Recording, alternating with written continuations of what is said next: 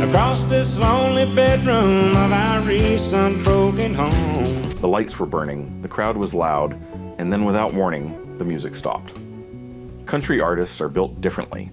They play through heartbreak and illness, through years of highway miles and late nights in towns they'll never see again, carrying the weight of every hard lyric they ever wrote directly into their bodies. But every now and then, the stage itself becomes the place where a body finally gives out, where the toughest performers in American music go down in front of the very fans who loved them most. These are 10 country artists who collapsed live on stage, and the stories behind those moments are more powerful than anything they ever put on record. Number 10, Charlie Daniels. The devil went down to Georgia. He was looking for a soul to steal. Few figures in country and southern rock were as physically commanding as Charlie Daniels. The man was a force of nature, a fiddler, a guitarist, a band leader, and a vocalist who seemed like he could outlast the stage itself. For decades, he played hard, toured relentlessly, and never gave audiences less than everything he had. He was the kind of performer who made it look effortless, like the energy was just sitting there inside him waiting to be unleashed every single night. But in 2010, the body sent a message he couldn't ignore. While performing, Daniels suffered a minor stroke. For a man who had built his entire career on non-stop energy and a never-say-quit attitude, the moment was jarring. He recovered, returned to work, and resumed a schedule that would exhaust musicians half his age.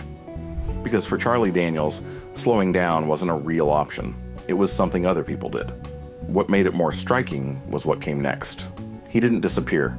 He didn't retreat into quiet retirement and let the legend coast on past achievements. He went back out. He kept playing festivals, recording albums, and making his presence felt in the genre with the same thunder he had always brought.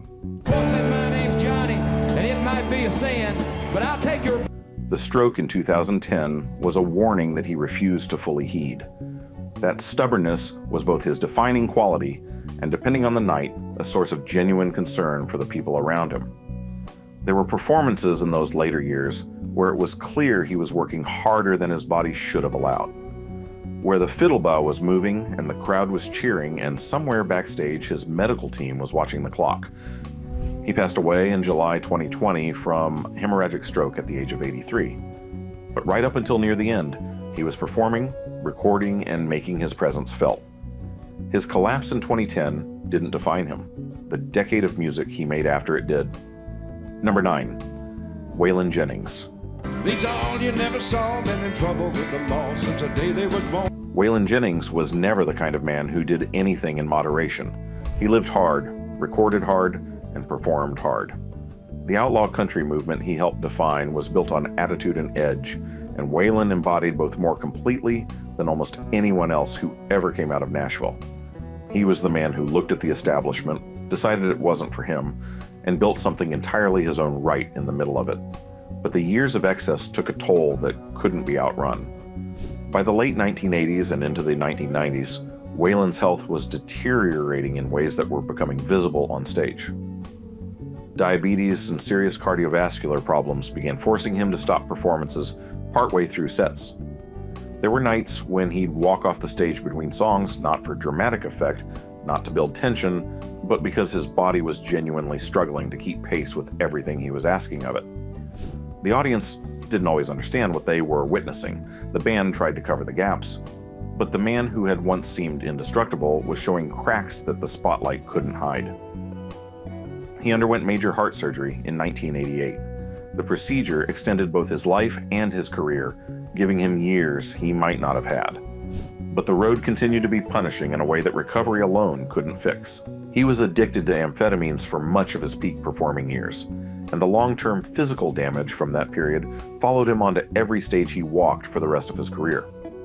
In his final years, the collapses and the health scares became a recurring subplot to an otherwise remarkable comeback story. He was sober. He was making music again. He was Waylon Jennings, and still his body kept interrupting the narrative.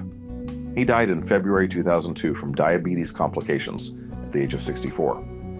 What defined his relationship with the stage in those final years wasn't fragility, though. It was defiance. A man who knew exactly what the risks were, knew exactly what the cost had been, and kept walking out under those lights anyway. In the outlaw tradition, that's about as honest as a life gets. That's just a little bit more than the law will allow. Number 8. George Jones. That walks through Jesse's dream.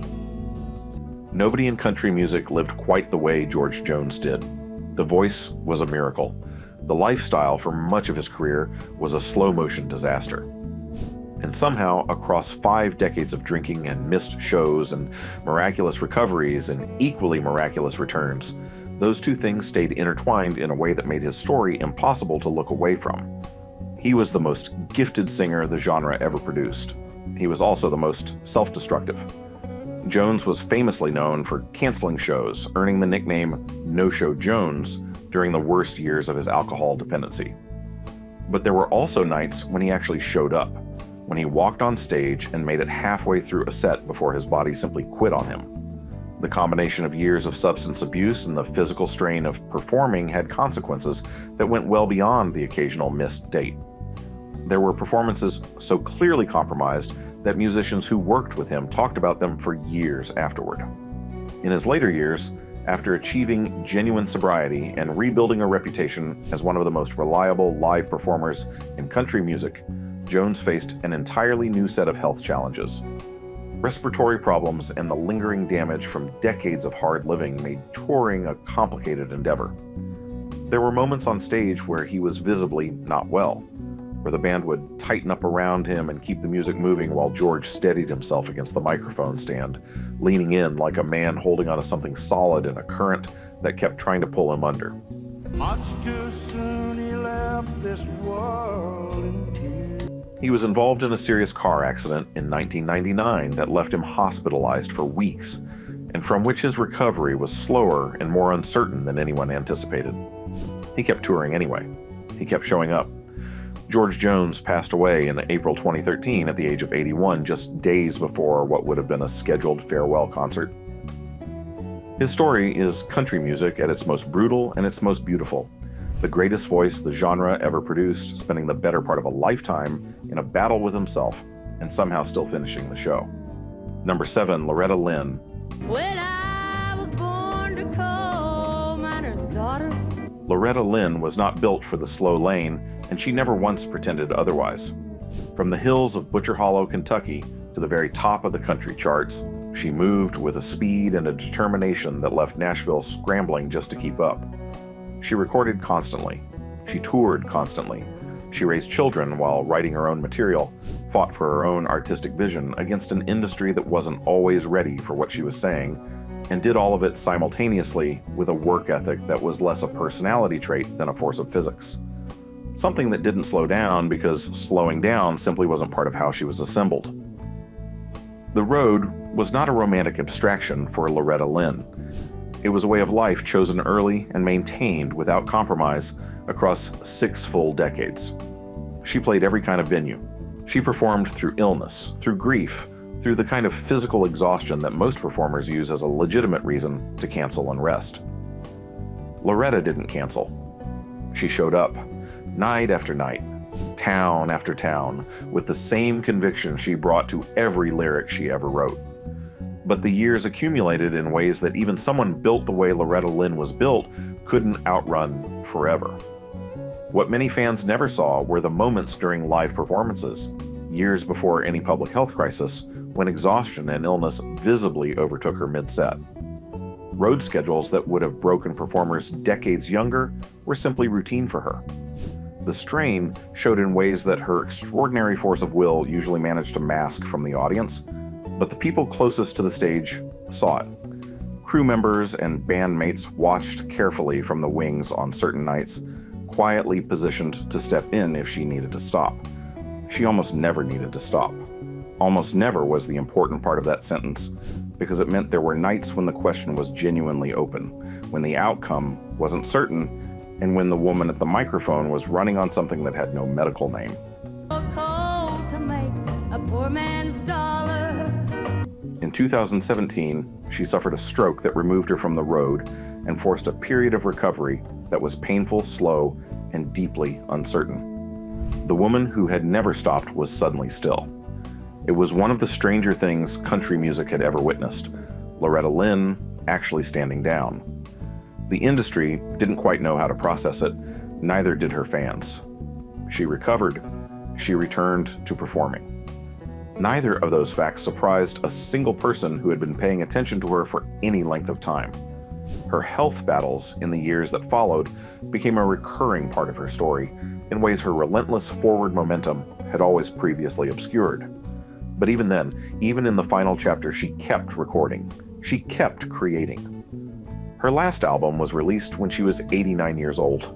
89. Loretta Lynn passed away in October 2022 at the age of 90. She never once treated the stage as anything less than sacred ground, not when she was young and hungry and climbing toward something, not when she was established and celebrated and could have coasted, not when the body began to send signals that the rest of her refused to honor. Even when everything faltered, something in Loretta Lynn was always still standing, something that had nothing to do with the body at all. Number 6, Conway Twitty. I can almost hear the stillness. Conway Twitty built one of the most remarkable careers in the history of country music, and he did it twice. He started as a rock and roll singer in the late 1950s, circling the orbit of Elvis Presley's world, recording records that landed him on pop charts and on television stages alongside the biggest names of the era. Then, in the late 1960s, he walked away from all of that and pivoted completely to country. And not only did it work, it made him one of the most dominant forces the format had ever seen. Number 1 hits followed him across 3 decades. His duets with Loretta Lynn became some of the most celebrated recordings in the genre. He built his own entertainment complex in Henderson, Tennessee called Twitty City. He was consistent, professional, deeply respected by his peers, and absolutely loved by his fans. Conway Twitty was the kind of performer who made the machine look effortless. On June 5, 1993, Twitty performed at the Jim Stafford Theater in Branson, Missouri. It was a normal night by most appearances, another professional show delivered with the poise and control that audiences had come to expect from him. Shortly after completing his set, he collapsed backstage from an abdominal aortic aneurysm. He was rushed by helicopter to a hospital in Springfield, but despite emergency surgery that lasted through the night, he never regained consciousness. He died the following day at the age of 59. The audience that night had no idea what had happened in the moments after the curtain fell. The show ended, as it always did.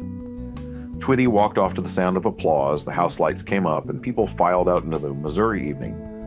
What happened in the minutes after was completely invisible to everyone who had just spent 2 hours cheering. That gap between what the crowd witnessed and what the curtain was hiding is one of the most quietly devastating parts of his story. Conway Twitty spent 30 years giving audiences everything he had, right up to the last night of his life. He finished the show. He always finished the show. As you wonder what this moment holds. Number 5, Tim McGraw. Standing at the end of my... By the summer of 2012, Tim McGraw was one of the most recognizable names in country music. Multiple decades of hits, sold-out arenas across multiple continents, and a reputation as one of the hardest-working performers in any genre had cemented his status as something more than a country star. He was also widely known for a dramatic personal transformation.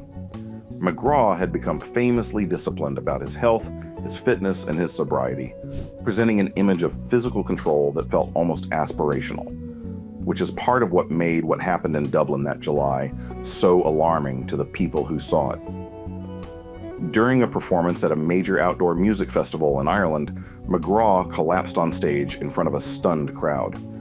He went down to one knee and had to be helped off stage by crew members while the band tried to hold the moment together behind him. The audience, which moments earlier had been deep inside the energy of the show, didn't know what to do. The atmosphere shifted from celebration to something much more anxious in a matter of seconds. The songs they had been singing along to a moment ago hung in the air, suddenly beside the point. The official explanation was dehydration combined with extreme physical exhaustion. McGraw had been touring relentlessly and performing under conditions that were pushing his body past a sustainable limit, even for someone in excellent physical shape. He recovered, returned to the stage, and completed remaining commitments as his condition stabilized. The tour continued. Tim McGraw continued. But the image lingered. One of country music's most commanding physical presences suddenly on the ground, every bit of the stage's invincibility stripped away in a single unplanned moment. It was a reminder that no amount of discipline, no level of physical preparation can fully insulate a performer from the moment when the body decides that enough is enough.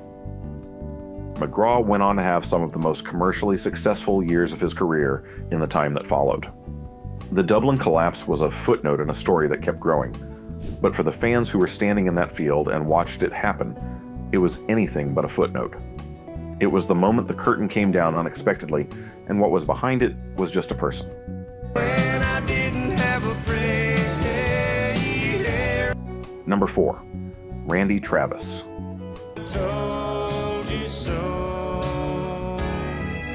In the summer of 2013, Randy Travis was rushed to a hospital in McKinney, Texas, with viral cardiomyopathy, an inflammation of the heart muscle so advanced that emergency open-heart surgery was the only option left on the table. For days after the procedure, his condition stayed critical. His family was at his bedside. His medical team was measuring progress in the smallest possible increments, and millions of fans across the country were quietly holding their breath, because one of the most distinctive voices in the history of country music was suddenly in genuine danger of going silent forever. He survived. But survival came with a cost that nobody fully anticipated. The stroke Randy Travis suffered as a direct complication of his cardiac event left him with profound neurological challenges. His speech was affected. His ability to sing the one thing that had made him who he was suddenly uncertain in a way that felt almost unbearable to consider. This was the man whose voice had stopped radio programmers cold when they first heard it. A baritone so warm and so rooted and so completely his own that it had essentially redefined what country music was supposed to sound like in the 1980s. And now he was sitting in a rehabilitation center, relearning how to form words. The recovery that followed was slow, painful, and remarkable. Years of intensive work brought back limited but real vocal function. And in 2016, Travis walked out onto the CMA Award stage and sang a portion of a gospel hymn in front of the entire industry. The room went silent first, then it went loud. Then it went somewhere harder to describe, somewhere between cheering and weeping, somewhere most award show audiences never go. It remains the single most emotionally overwhelming moment in the history of that broadcast, not because it was technically perfect, because it wasn't, because everyone watching understood exactly what it had cost. What made his story hit differently was the weight of everything that had already been happening before the crisis. Travis had spent years navigating serious personal and professional turbulence, legal troubles, public struggles, a career that had been interrupted and was only just beginning to find its footing again. A real comeback was quietly underway when his body gave out in the most definitive and irreversible way possible. Now I found somebody new and you. He didn't collapse on a stage. His breakdown happened away from any crowd, in private, without an audience watching. But his story belongs on this list more than almost any other name here, because no artist in country music has ever come closer to losing the very instrument that made them irreplaceable. No one has ever faced that particular kind of silence and then fought so hard, so patiently, and so humbly to push something back through it, even if only a fraction of the voice came back, even if the fraction was enough to make a room full of people cry. Sometimes that's the only performance that really matters. Number 3, Johnny Cash. I hurt myself today. Johnny Cash performed through things that would have stopped most people completely and permanently. He performed through addiction. He performed through profound grief. He performed while physically compromised in ways that were visible even from the back of a large venue, while his body was sending him unmistakable signals that the road and the stage were no longer environments it could fully support. He performed anyway. Because stopping was never really in Johnny Cash's vocabulary, or if it was, he had torn that page out somewhere back in the 1950s and never gone looking for it again. In his final years, Cash was dealing with a serious collection of overlapping health conditions. Diabetes, glaucoma, and a progressive neurological condition affected his balance, his coordination, and his ability to move around the stage the way he once had. He fell during performances. He stumbled at the microphone. There were nights when simply navigating the walk from the wings to center stage was a genuine physical ordeal, one that the audience witnessed without fully understanding what they were watching. And yet the American recording series, produced by Rick Rubin beginning in the 1990s and continuing almost until Cash's death, gave him one of the most critically celebrated final chapters in the history of recorded music. Those sessions were often recorded sitting down in intimate spaces with minimal musical arrangement because the large stage had become inaccessible. But the voice never stopped being devastating. If anything, it gained something in those years. A weight, a gravity, a texture that the younger voice hadn't quite possessed. He performed at the Carter Family Fold in Virginia in August of 2003. It was one of his last public appearances, and he was visibly struggling. He stumbled during the performance and made an unscripted comment to the audience about it that was simultaneously self-aware, darkly funny, and heartbreaking. The crowd responded with a warmth and a love that filled the room. He died less than a month later, in September 2003. Johnny Cash did not go quietly into anything. He went the way he had always lived, right to the very edge, and then just a little bit further. I focus on the pain. Number 2, Hank Williams. I'm about cooking something up with me. No story in country music carries more mythology, more weight, or more tragedy than the final chapter of Hank Williams. By 1952, the man who had essentially invented the sound and emotional vocabulary of modern country music was unraveling at 29 years old. His back pain was constant and crippling. His dependence on alcohol and chloral hydrate had escalated beyond the point where those around him could manage or conceal it. His physical constitution, never robust, had been worn down by years of road life and self-destruction until almost nothing was left to borrow against. He was still performing. That was what Hank Williams did. He showed up, or he tried to. He played shows while visibly intoxicated, while barely able to stand without swaying, while clearly not well in ways that went far beyond having a rough night. The musicians who shared stages with him and the promoters who booked him watched in a mixture of awe and dread as he somehow held himself together just long enough to get through a set, then came apart completely the moment he was out of the light. The Grand Ole Opry had already dismissed him, unable to tolerate the unreliability that his condition produced. His personal life had collapsed just as thoroughly as his professional one. His marriage to Audrey had ended. A second marriage to Billie Jean Jones had taken place just months before his death. Everything around him had the feeling of something accelerating toward an ending that everyone could sense but no one could stop.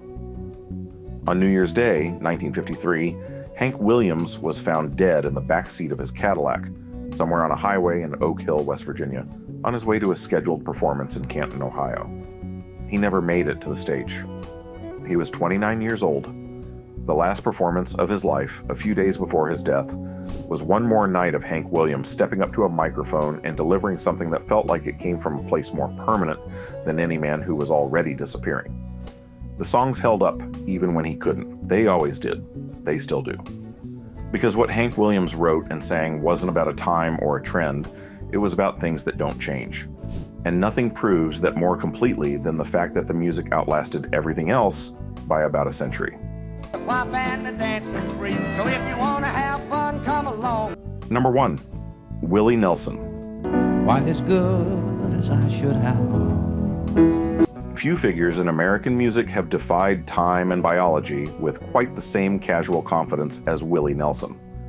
Into his 80s and beyond, he was still touring, still headlining major festivals, still walking out on stage in his familiar braids and his weathered red guitar, Trigger, looking for all the world like a man who had made some kind of private arrangement with the universe to simply keep going indefinitely.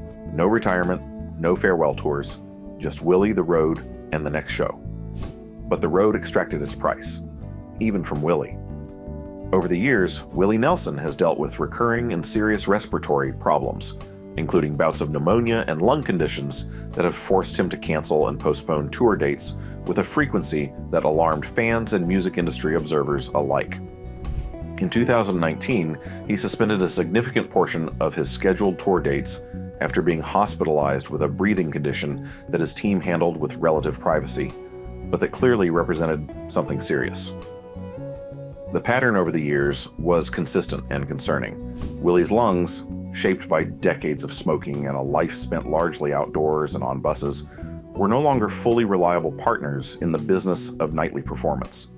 There have been moments on stage when the strain was impossible to miss, when the voice that once glided through phrases with the floating behind the beat ease of a jazz musician seemed to labor against something, when a show would pause in a way that didn't feel choreographed and the band would hold a groove while something was resolved quietly at the front of the stage. He has stumbled. He has needed help. There have been shows where the question hanging in the air was whether he would finish, and the answer came back yes, because with Willie Nelson the answer is always yes until suddenly it isn't.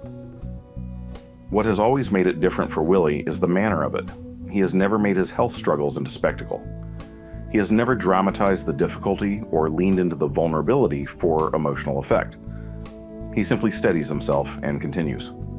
Or he steps off and comes back when he's ready. Because Willie Nelson coming back is essentially a force of nature at this point, something you don't question. He has said himself that performing is what keeps him alive, that the stage is not what tires him out, it's what refuels him. And looking at the arc of his life, that equation seems genuinely correct. He survived addiction, financial ruin that would have buried most people permanently, 4 marriages, and enough accumulated chaos to end a dozen careers in their primes. And still he plays. On his own terms, at his own pace, for as long as the music keeps moving and the crowd keeps showing up. Little things I should have said and done. His collapses and health scares never generated the kind of sustained headlines they might have for a younger artist, partly because by the time they occurred, people had already stopped expecting Willie Nelson to behave like anything other than himself. What the world noticed instead was simply that he was still there, still on the bus, still pulling into the next town, still walking out under those lights with trigger in hand, ready to start from the top. That's not just a country music story, that's something bigger. The man who outlasted everything, including the body that kept trying to stop him. From Charlie Daniels pushing through a stroke to Hank Williams disappearing in the back of a Cadillac on the way to his last show, these are the moments that remind us what the stage actually costs. Country music has always been built on honesty, on telling the hard truth out loud, in a song, in front of strangers, and making them feel like it was written specifically about them. And sometimes that honesty extends to the performance itself, to the nights when the performer is not pretending that everything is fine because it isn't, and the audience can see it, and the music somehow still gets made anyway. That's what makes country different. The show isn't separate from the struggle. The show is the struggle. That's always been the whole point.